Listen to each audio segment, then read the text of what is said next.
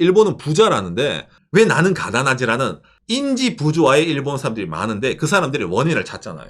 왜 나라 경제가 안 돌아서 디플레이션이 왔을까? 그 세대들이 장롱 속에 돈을 박아두고 경제가 얼어붙었기 때문에 일본이 디플레이션이 오래된 거야. 못 참겠네. 화가 나네. 구독과 좋아요, 알람 설정 감사합니다. 일본에서 세대 간의 갈등이 커지고 있는 이유라는 내용인데 요새 일본에서 엄청 핫한 내용이 하나 있어요. 어떤 내용이냐면은 일하는 사람이 소외를 받고 일하지 않는 사람들이 이득을 얻는다. 라는 이런 말이 있습니다. 예. 일본이 예전에 잘 살 때는 없는 사람들 좀 퍼줄 수 있지. 나 또 사람들이 좀 마음이 뭡니까? 좀 이제 바다처럼 넓었어요. 그런 점에서는. 이해를 해줬거든요. 그런데 이게 일본이 지금 뭡니까? 물가 상승, 인플레이션이 왔어요. 디플레이션에서. 그 다음에 역대급 엔저가 계속되고 있어요. 수입 물가가 오르고 있단 말이죠. 근데 급여는 그거에 따라서 못 올라가고 있습니다. 일본은 지금. 그러다 보니까 나 벌어서 먹고 살기 힘든 사람들이 점점 늘어나고 있어요. 그런데 그런 사람들에게는 정부가 흔히 말하는 지원을 해주지 않는데 저 일하지 않고 있는 친구들 돈 줄게. 이런 걸 요즘 하고 있다 보니까 일본에서 야 이거는 좀 안 되겠네? 이렇게 말이 나오는 건데 그게 오늘 뭡니까? 타이틀 세대라 했잖아요. 그렇습니다. 여러분 일본은 이게 특히 특정 세대 간에 좀 뭡니까? 서로의 갈등으로 좀 이어지고 있거든요. 이 영상을 보시는 여러분들 연령대마다 일본은 정말로 복지가 잘 된 좋은 나라구나. 아니면은 와 일본은 정말로 젊은 사람들 피 빨아먹는 나라구나. 라든지 여러 가지로 좀 갈릴 수가 있는 그런 내용인데 한번 들어보시고 판단해 보시기 바랍니다. 지금 일본에 일하는 중간층 분들이 역대급으로 화를 내고 있습니다. 그렇습니다. 먼저 이걸 보면서 얘기를 해보도록 합시다. 주민세 비과세 세대에 3만엔 검토, 아이 한 명당 2만엔 추가로 준다. 최근에 이제 엔저로 인한 높은 수입 물가로 인해 가지고 일본 서민들이 고통을 받고 있기 때문에 그 중에서도 주민세가 면제가 되고 있는 세대를 대상으로 돈을 뿌리겠다라고 얘기를 한 거예요. 뭐 30만 원 정도. 그런데 이 기사 내용이 여러분 옆에 이게 댓글 숫자거든요. 15,000개의 댓글이 달렸습니다. 엄청나네요, 이거는. 박근혜가 이제 유튜브를 하면서 제가 대부분의 이런 기사를 야후에 있는 기사를 들고 오면 일본 제일 큰 포털 사이트이기 때문에. 근데 이게 진짜 일본에서도 역대급으로 댓글이 많이 달린 기사입니다. 왜? 일본 사람들이 이제는 못 참겠다예요. 한국이나 일본이나 일을 하면은 주민세라는 걸 아마 낼 겁니다. 자, 그러면 이 주민세를 내는 라인이란 게 있잖아요. 이게 일반적으로 혼자 사는 단신 세대일 경우에는 100만엔, 우리한테 한 1000만 원도 안 되죠. 연간 소득. 그 다음에 뭐 부부끼리일 때는 170만엔, 그 다음에 부부랑 아이 한 명일 때는 220만엔. 이게 연봉입니다. 혼자서도 돈 1000만 원 못 버는 사람한테는 세금을 안 떼는 건 당연한 거 아니야. 그런 사람들에게는 30만 원 뿌린다는데 이게 왜 문제야? 라고 좀 느끼지 않습니까? 일반적으로는. 주민세 비과세 세대분들이 어려운 분들이니까 돈을 드리겠습니다 하는데 처음 물음표가 생기는. 그게 사실이 아니라는 거죠. 그럼 각종 기사가 쏟아집니다. 이 일본 사람들의 15,000개 댓글에 대한 울분에 대해서 어떤 게 쏟아지냐면은 물가 높은 거는 저 사람들뿐만 아니라 우리도 서민들도 다 마찬가지다. 전원에게 지급해라.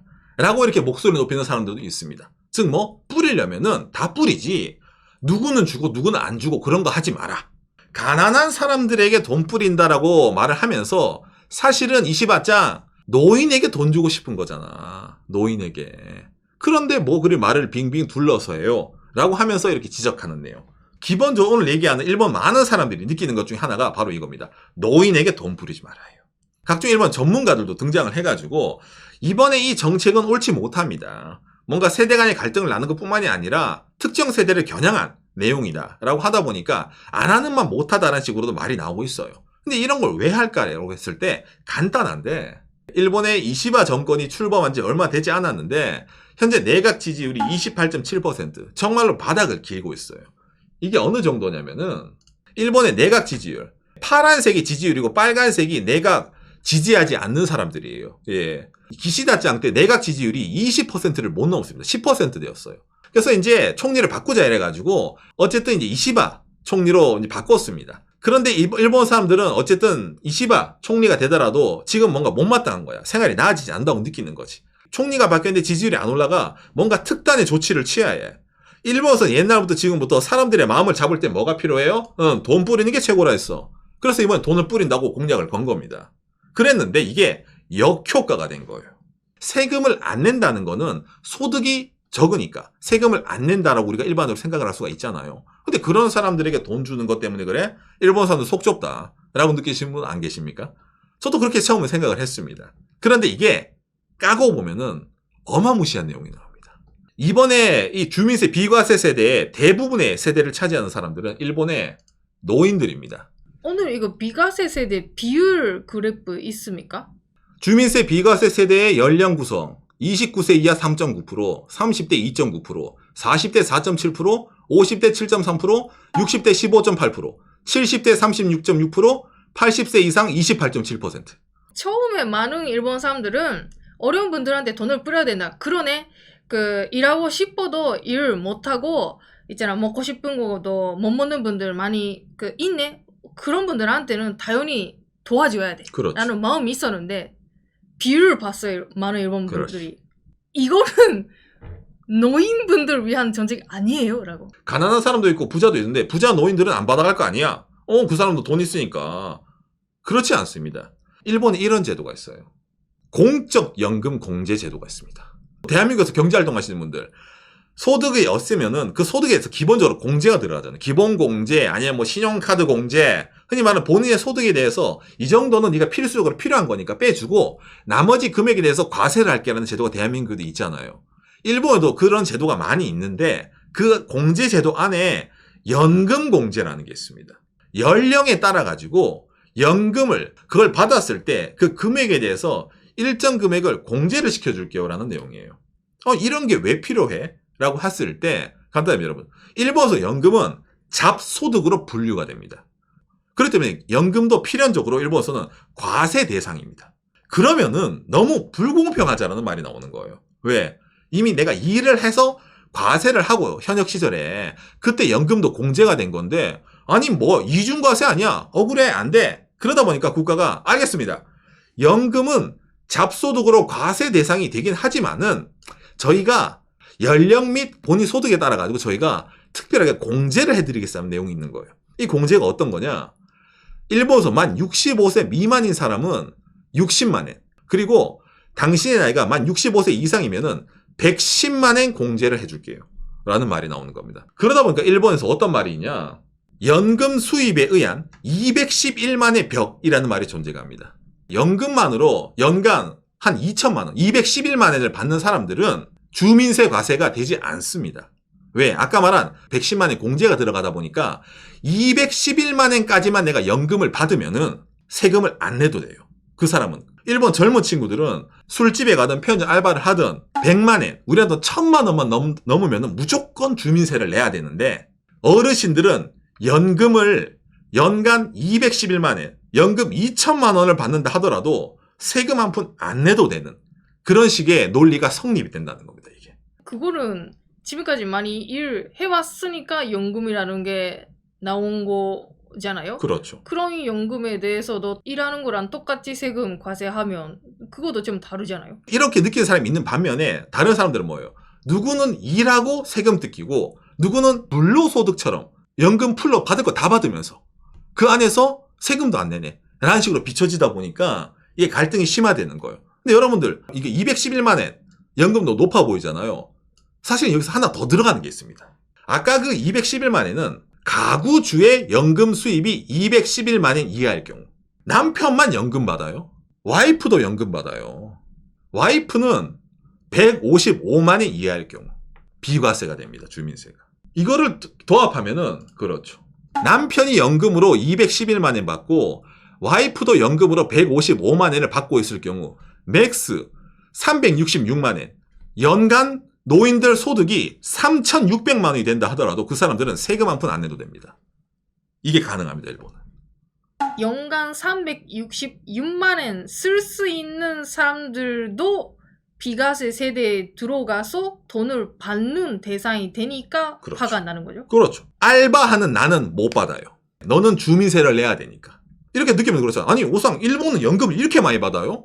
아니, 뭐 연간 2천만 원, 뭐 와이프는 뭐 1,500만 원, 뭐 연금만으로도 뭐 완전 부자네 이렇게 느끼잖아요.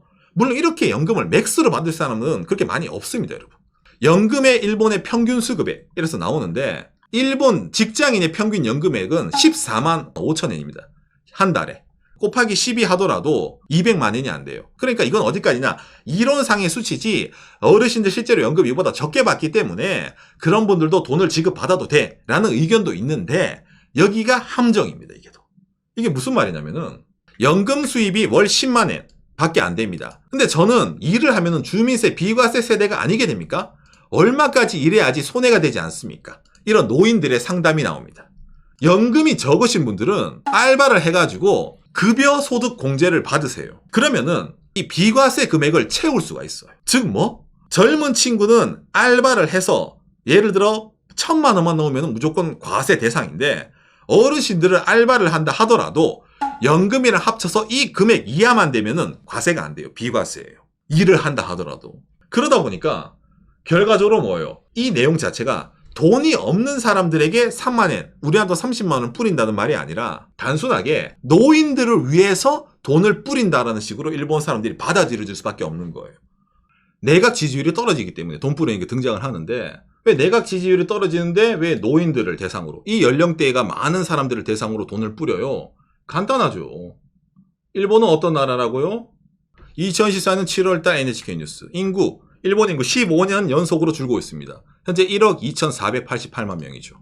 이 중에서 65세 이상 인구는 3,625만 명이 있습니다.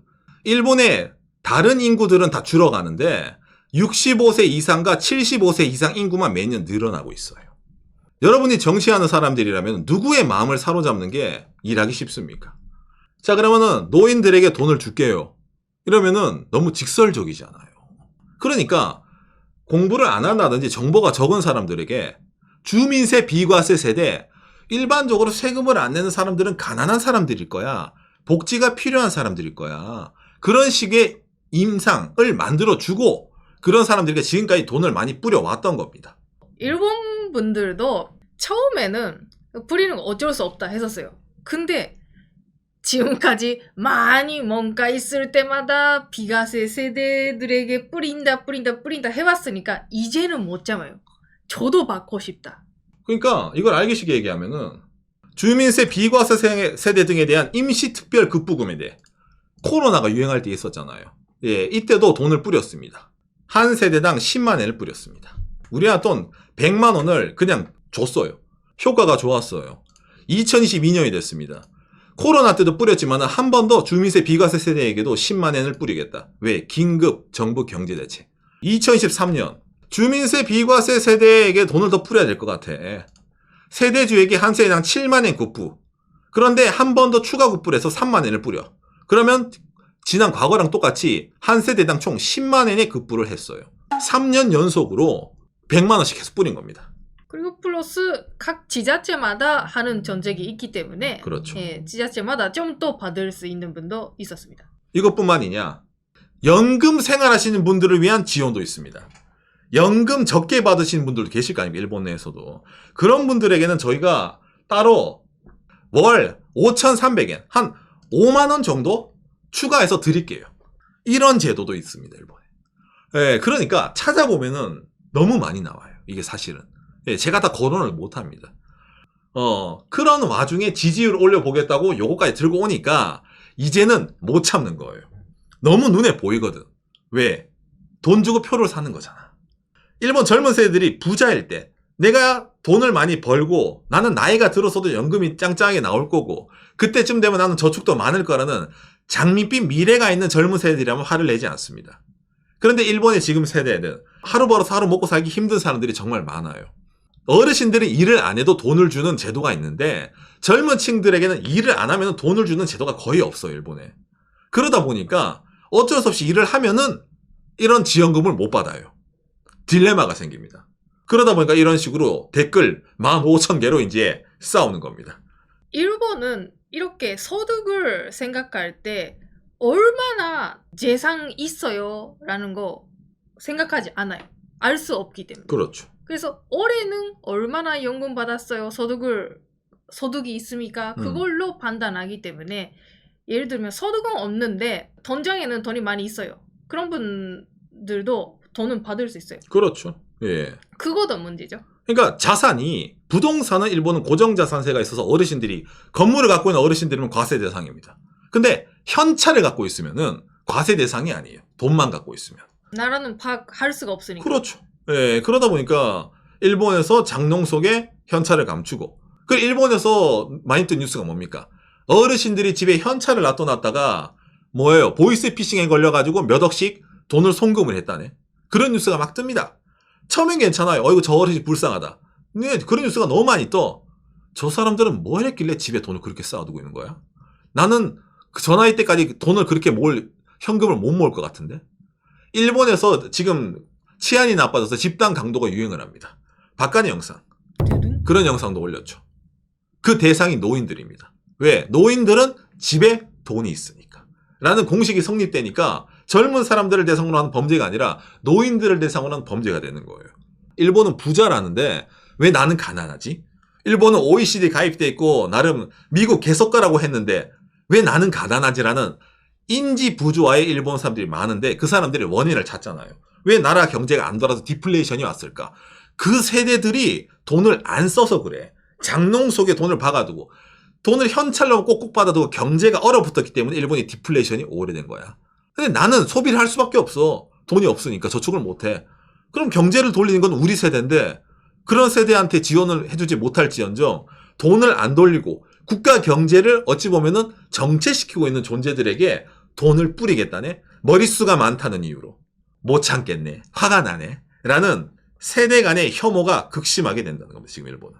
예. 이런 여론이 점점 늘어나고 있는 상황인데 또 한다라고 하니까 뭐 엄청 화가 난 거죠. 그렇죠. 여러분도 누가 본인한테 잘해주면은 미안해서라도 뭔가 해야 되잖아. 빚지는 것 같잖아. 바로 그런 마음이에요, 이게. 예, 찔러주면은, 아유, 나 필요 없어. 아, 그래도, 다음에 부탁드립니다. 어쩔 수 없네. 사람이란 게 어쩔 수 없어요. 인지상정입니다. 이걸 누구보다 일본 정치권도 명확하게 알고 있는 거예요. 그런 식으로 하면은 이게 뭐겠어요? 기본적으로는 정치권을 욕해야 되잖아. 그죠? 이런 정책을 해서 왜 세대 간의 갈등을 야기시켜요? 계속 일본을. 저 사람들 나쁜 사람이네라고 욕을 해야 되는데 저 사람들을 보는 게 아니에요. 아까 말했잖아. 지금부터 젊은이들이랑 노인들 싸우라 해요. 니들끼리 싸우라야. 그러니까 갈등이 커지는 겁니다. 일본 사회에서 말이 나오고 있는 게 이미 늦었다는 겁니다. 너무 많아졌어요. 노인 인구가. 그러니까 포기하는 젊은 층이 나오는 것도 이해가 되는데 그 사람들이 그나마 울분을 통하는 게 이런 포털 사이트 댓글이다 보니까 여기에 대해서 그냥 난리를 치는 거예요. 근데 이러면 이게 바뀝니까? 안 바뀝니다. 이게 일본의 현실입니다. 안 바뀌는데 그냥 개가 짖는다고 보는 거예요. 그래서 제가 오늘 이 방송을 하는 겁니다. 왜? 일본은 안 바뀌지만 대한민국은 바뀔 수가 있거든요. 옆나라 일본이랑 한국이랑 문제는 똑같습니다. 기본적으로 뭐 저출산 고령화예요. 눈에 보입니다. 근데 일본은 먼저 왔어요. 한국은 다음에 온대잖아. 근데 일본은 먼저 온 일본은 요딴 식으로 나라가 굴러가고 있어요. 그래서 젊은 사람들이랑 노인이 싸우고 있잖아. 그러면 이런 내용을 보는 우리는 달라질 수 있을 거라는 희망이 있기 때문에 제가 일부러 이런 내용을 들고 와서 얘기를 하는 겁니다. 일본의 상황이 미화시키면 미화시킬 수 있습니다. 와, 일본은 지금 노인도 저렇게 대접받으니까 내가 노인 되면은 일본 가서 살고 싶네라고 그렇게 느낄 수도 있어요. 근데 그게 유지가 되면은 문제가 없는데 유지가 안 되는 연금 제도이기 때문에 문제가 생긴다는 겁니다. 일본도. 연금을 납부하는 사람들은 줄은데 받는 사람들은 늘어나는 역피라미드 구조가 일본은 이미 돼 있잖아요. 대한민국도 될 거잖아요. 그렇기 때문에 답은 뻔하거든요. 그런데 거기에 대해서 조치를 취하지 않고 일본은 오히려 아이고 어르신들 더 우대합니다. 사랑합니다. 하다 보니까 점점 세대 간의 갈등이 심해지고 있는. 그럼 옆나라 일본의 이런 상황을 대한민국에서 봤을 때 과연 어떻게 해야 될까? 라는 어느 정도의 일본이 모범답안이라는 게 아니죠. 일본은 예입니다. 일본에 사례가 있으니까 이 사례를 분석을 해가지고 똑같은 절차를 받게 되면은 한국 사회에도 어찌 보면 있잖아요. 이런 큰 세대 간의 갈등, 분단 이런 게 올 수도 있기 때문에 그런 게 가능하면 오지 않으면 좋겠다라는 생각에 일본에서 지금 세대 간의 갈등이 커져가는 이유에 대해서 제가 좀 오늘 자세하게 얘기를 좀 해봤습니다. 오늘 내용이 여러분들에게 참고가 되었으면 좋겠네요. 감사합니다.